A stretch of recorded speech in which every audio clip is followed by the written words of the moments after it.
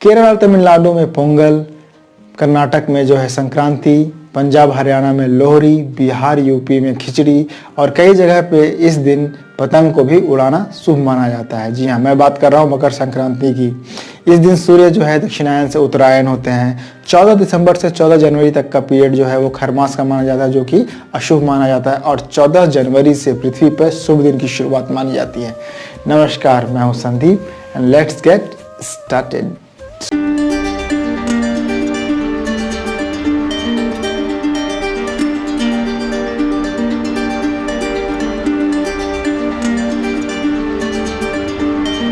कहानी से, जी हाँ, वही पौराणिक कथा जिसके बारे में बहुत कम लोगों को पता है। माता लक्ष्मी जो है भगवान विष्णु से यह मतलब आग्रह करती हैं कि उन्हें पृथ्वी लोक की सैर करनी है। तो भगवान विष्णु और माता लक्ष्मी दोनों आते हैं पृथ्वी पर भ्रमण करने के लिए और वहाँ की हरियाली देखकर मंत्रमुग्ध हो जाते हैं। उस समय जो है खेतों में तिल का अंबार लगा हुआ था, तो जब वो तिल के खेत से गुजर रहे थे उसी समय कुछ जो तिल होते हैं वो माता लक्ष्मी के बिछिया में गलती से फंस जाते हैं। कुछ दिनों के सैर के बाद जब वो वापस बैकुंठ लौटते हैं तो माता जो है जब अपने वस्त्र जो है बदल रही होती हैं उसी समय कुछ तिल गिर जाते हैं जमीन पर, फर्श पर। उसे देखकर माता आश्चर्यचकित हो जाती हैं और श्री भगवान विष्णु को जाके बताती हैं कि गलती से ये मेरे साथ आ गया, मैं जानबूझ इसे लेकर नहीं आई हूँ। लेकिन भगवान विष्णु ये कहते हैं कि गलती से ही सही लेकिन अपराध हुआ है आपसे, क्योंकि आप किसी के आज्ञा के बिना ही उसका वस्तु यहाँ तक लेके आ गए हैं, तो आपको जाकर इसका पश्चाताप भी करना पड़ेगा। तो माता लक्ष्मी जो है वापस उसी खेत में जाती हैं और एक सुंदर स्त्री का रूप धारण कर वहीं बैठ जाती हैं। जब उस खेत का मालिक वहां आता है और एक स्त्री को यहाँ रोता हुआ देखता है तो पूछता है कि माता क्या हुआ तुम्हारे साथ। वो बताती है कि मैं रास्ता भटक गई हूँ। तो वो बोलता है कि तुम मेरे साथ मेरे घर में चलो, वहीं रहना, जिस दिन तुम्हें रास्ता याद आ जाए तुम अपने घर चले जाना। तो वो स्त्री इस खेत के मालिक के साथ उसके घर चले जाती है। जब वहाँ जाती है तो देखती है कि इसका रहन सहन बहुत सामान्य है, बहुत ही गरीब परिवार का ये है। तो फिर वहाँ रहते रहते धीरे धीरे क्या होता है, से जो ये इसका खेत का मालिक होता है उसका घर धीरे धीरे धन्य धान्य होने लगता है, क्योंकि माता लक्ष्मी जो है उसका तिल का कर्ज उतारना स्टार्ट करती हैं। फिर एक वक्त आता है जब वो काफ़ी धनी हो जाता है और तब माता लक्ष्मी सोचती हैं कि अब उन्हें वापस लौट जाना चाहिए।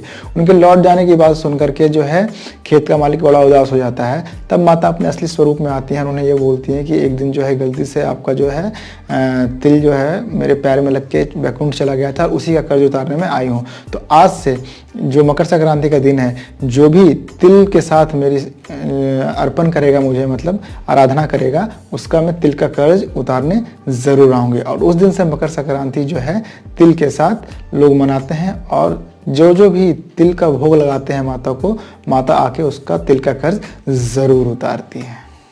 पौराणिक कथा और भी दिलचस्प है। श्रीमद् भागवत और देवी पुराण के हिसाब से शनि देव का सूर्य देव के साथ हमेशा वैर का संबंध रहा, क्योंकि सूर्य देव ने एक बार उनकी माता जो है छाया को उनकी दूसरी पत्नी संज्ञा के पुत्र यमराज के साथ भेदभाव करते हुए देख लिया था और इस कारण उन्होंने संज्ञा और शनि को अपने घर से अलग कर दिया था। इससे रुष्ट होकर शनि देव ने क्या किया कि इनको कुष्ठ रोग का जो है श्राप दे दिया। अब यमराज इस चीज़ से काफ़ी दुखी हुए और उन्होंने क्या किया, तपस्या स्टार्ट कर दी कि भगवान सूर्यदेव को इस चीज़ से मुक्ति मिल जाए। सूर्यदेव ने क्रोध में आकर शनिदेव का घर यानी कुंभ को जला दिया। बाद में जो है ये जलने के कारण शनिदेव और उनकी माता को काफ़ी कष्ट झेलना पड़ा। अपनी सौतेली माता को कष्ट में देखते हुए यमराज ने सूर्यदेव को विनती की कि आप उनको क्षमा कर दें। अपने यमराज बेटे की बात मानते हुए सूर्यदेव ने क्या किया, शनि जी को माफ़ करने के लिए उनके घर कुंभ में गए। वहाँ क्या हुआ था, कुंभ पूरी तरह से जला हुआ था और शनिदेव के घर में कुछ भी नहीं था आदर सत्कार करने के लिए, सिर्फ तिल के अलावा। तो उन्होंने तिल से जो है सूर्यदेव की पूजा की, उनकी आदर सत्कार किया, जिससे प्रसन्न होकर उन्होंने सूर्यदेव ने ये कहा कि अब जो है आपका घर मकर है और मकर में जो है हमेशा आपको धन्य धान्य की प्राप्ति होगी। तो जब शनिदेव ने ये देखा कि इस तिल के कारण जो है उनका घर धन धान्य से भरपूर हो गया, तो वो प्रसन्न हो उठे और उस दिन से मकर संक्रांति के दिन तिल से ही सूर्य और शनि जी की पूजा की जाती है। तो दोनों कहानियाँ एक ही ओर इशारा करती हैं कि आपके अंदर अहम नहीं होना चाहिए। आप गरीब हैं, आपको देखने के लिए माता लक्ष्मी भी हैं, आपको देखने के लिए सूर्य देवता भी हैं, लेकिन अगर आपके अंदर अहम आ गया तो उसे भस्म करने के लिए भी सूर्य देवता मौजूद हैं। तो इसीलिए आप जो है एंजॉय करें मकर संक्रांति को और धनी भी हो जाएं, लेकिन इतना याद रखें कि जो भी धन आपको प्राप्त हो उससे कुछ जो है दूसरों की सहायता ज़रूर करें। आशा करता हूँ आज का वीडियो आपको पसंद आया होगा। अगर पसंद आया होगा तो एक लाइक और एक सब्सक्राइब ज़रूर करें। गौतम बुद्ध का प्रकाश आपके जीवन में सदैव यूं ही पड़ता रहे। नेक्स्ट वीडियो तक के लिए नमस्कार।